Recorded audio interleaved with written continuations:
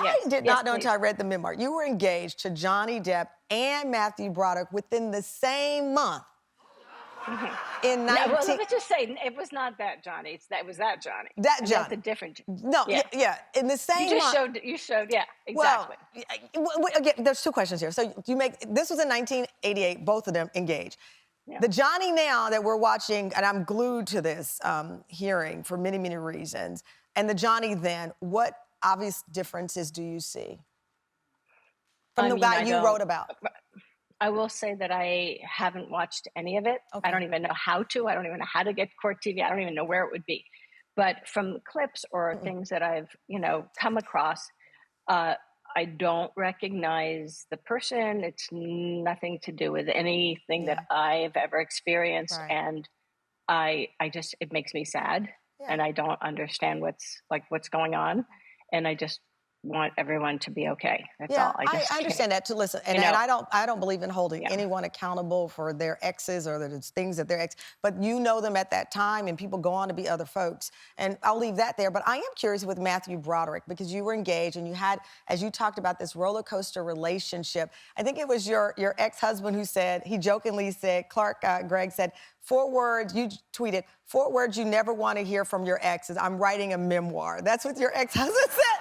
Matthew's now married to Sarah Jessica Parker. The past is the past, and you do unpack a lot of emotional things there. I always wonder, when you write about an ex, do you call them beforehand and say, Matthew, I'm putting you in my book. Are you okay with that? Or do you say, it's my story and I'm writing it? Did you call him? Did you think, well, he is married now? And what did you think? What I thought was, this is honest to God's truth. I mean, if I could have written my whole book and I changed a lot of people's names in the book. And if I could have changed everyone's names, I would have been happier. My publisher would have been less happy, but I would have been much happier because it was never, because what I'm doing is I'm only talking about the people that changed my life in very, very serious ways the things that happened in those relationships and the ways it was a reflection of where I was as a person, what my tolerance for, what my attraction to, what my tolerance for stuff Did you that I would call never him in tolerate advance? today. Did you tell him in advance?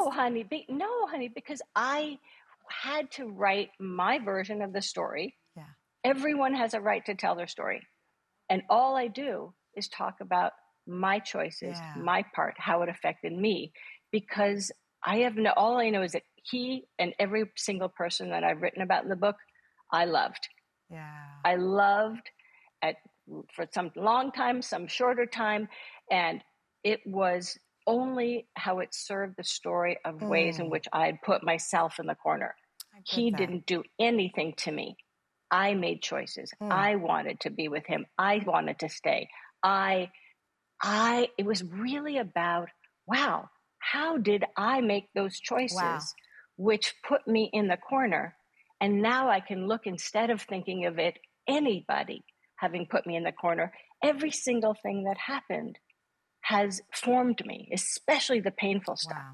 The painful stuff really has a way of shaping you and reshaping you I believe it's to, teach you and to give you the lessons that you need to move forward. Absolutely. And I believe that the things that happened when I was with Matthew, from falling in love with him and being in a relationship that was, let's just say there were issues, right, and my desire to stay no matter what.